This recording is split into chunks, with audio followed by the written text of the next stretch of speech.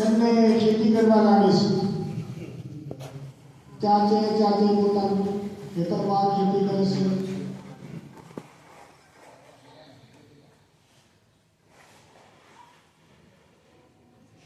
ઓલમાં કાગડાભાઈ શું થયું?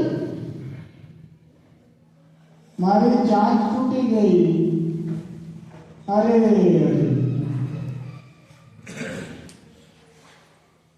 કાંઈ વાંધો નહીં, તમે આરામ કરો, હું ખેતી કરી દઉં છું। કાબરબેન તો એકલા ખેતી કરવા લાગ્યા।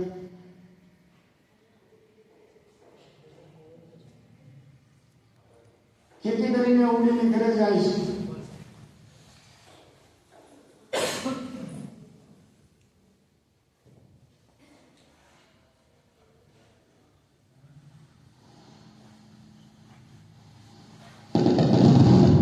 થોડો સમય થાય છે એટલે થોડો પાક તૈયાર થઈ જાય છે। કાબરબેન ઉડતા ખેતર બાજુ જોવા આવે છે। ઓ ખેતરમાં તો ઘણું બધું નિંદણ થઈ ગયું છે। નકામું પાક સિવાયનું નકામું ઘાસ ઉગી નીકળ્યું છે, એટલે કે નિંદણ થઈ ગયું છે। તેને આપણે દૂર કરવું પડશે। ચાલો હું કાગડાભાઈને બોલાવી લાવું।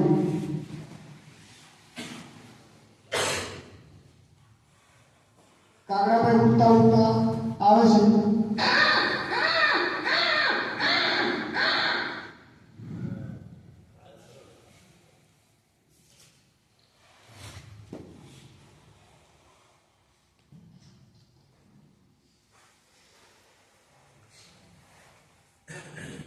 કાગડાભાઈ પૂછે છે, શું થયું કાગડાભાઈ?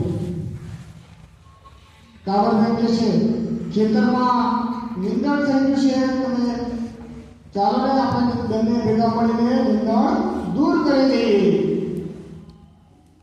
તો કાગડાભાઈ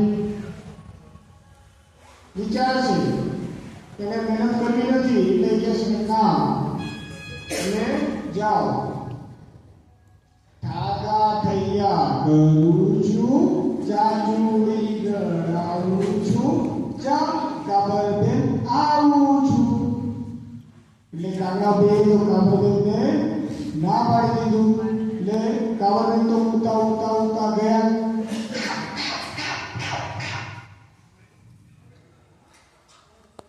ખેતરમાં જઈને નિંદામણ દૂર કરવા લાગ્યા।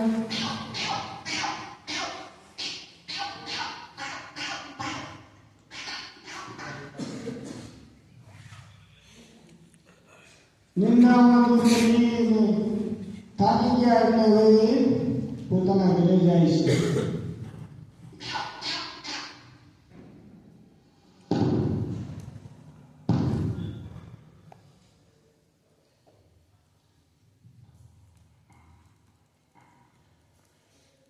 થોડો સમય થયો પછી પાક બરાબર તૈયાર થઈ ગયો।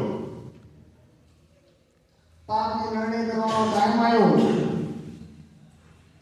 કાબરબેન ઉડતા ખેતર બાજુ જોવા જાય છે। લાવો હું જોઈ આવું પાક કેવો તૈયાર થયો છે। કાબરબેન ઉડતા જાય છે।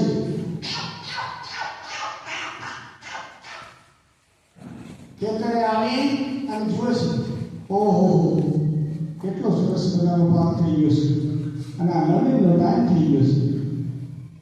પાકને લણી લેવું પડે। હવે સૈયાએ ખેતી કરી છે, તો કાગડાભાઈને કેવું જોઈશે? એટલે કાબરબેન ઉડતા કાગડાભાઈ પાસે જાય છે।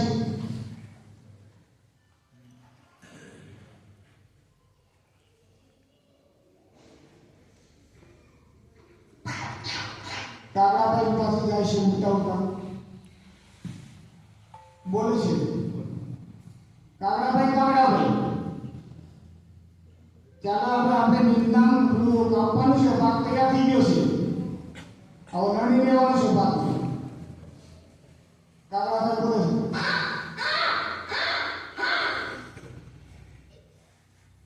એ મારી ચાંચ બરાબર હારી નથી, ઠીક નથી લાગતું, હું અત્યારે આપણને આવું નહીં, તમે તમારું કામ કરી લો। મારી બેન કેટલું કામ કર્યું. તારા થઈ ગયા કરું છું, ચાચુડી લાવું છું, ચા કાબર બેન આવું છું. કાગડા ભાઈએ તો જવાબ દઈ દીધો. કાબર બેન બહુ નિરાશ થઈ ગયા. હવે શું કરવું? મારે એકલાને જ કામ કરવું પડશે. એટલે કાબર બેન તો ઉઠતા ઉઠતા જાય છે.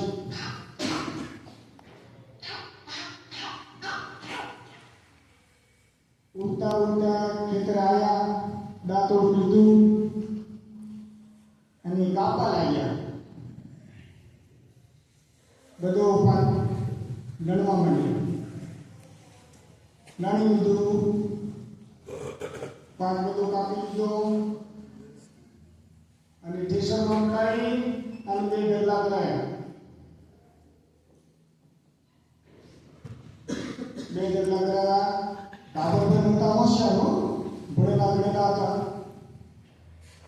એટલે એમણે એક ડગલો મોટો કરાયો, એની અંદર ભૂસું ને એવું ભર્યું અને થોડા ના અંદર ના ઉપર ભૂસું ને એવું રાખ્યું. હાલ તો ભણેલા હતા એટલે એમને આઈડિયા કરી. અને બીજો ડગલો છે એમણે દાણા રાખ્યું, પ્યોર ચોખ્ખા દાણા. મહેનત એમને કરી દીધી. હવે ડગલા કરાયા પછી એમ કે છે હવે ભાગ પાડવા માટે કાગડાભાઈને કહેવા જવું પડશે. હાલ હું કાગડાભાઈ બોલાવી લાવું. ઉડતા ઉડતા ઉડતા ઉડતા ઉડતા ઉડતા જાય છે. કાગડાભાઈ બોલાવો. કાગડાભાઈ કાગડાભાઈ કાગડાભાઈ કાગડાભાઈ કાગડાભાઈ કહે છે બોલો બેન બોલો શું છે?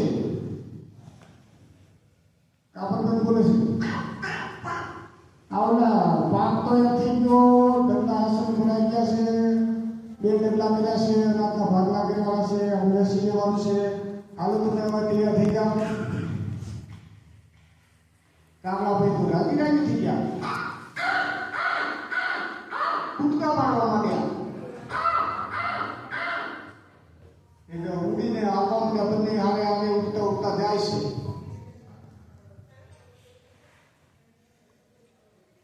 કાગડાભાઈ કૂદકા મારે છે. કાગડાભાઈ કે ઓ બે ડગલા છે. બરાબર બરાબર બરાબર. એમાં મોટો ડગલો કયો છે એમ જોવે છે. બરાબર કાકી કાકી જોવે છે. હા વાહ, મોટો ડગલો જોઈને કાગડાભાઈ એના પર કૂદકો લગાવે છે. ડડું દે. એ બધા ડગલામાં જે સળીઓ અને એવું હતું બધું એ એને ફૂટી જાય છે. પાંખે આંખે ચાંચે બધે. અને કાબર બેન સરસ મજાનો નાનો ડગલો લઈ અને પોતાના ઘરે વહી જાય છે. એટલે આમાં મહેનત કરે અને ફળ આવડવું પડે એવું આપણને શીખવા મળે છે.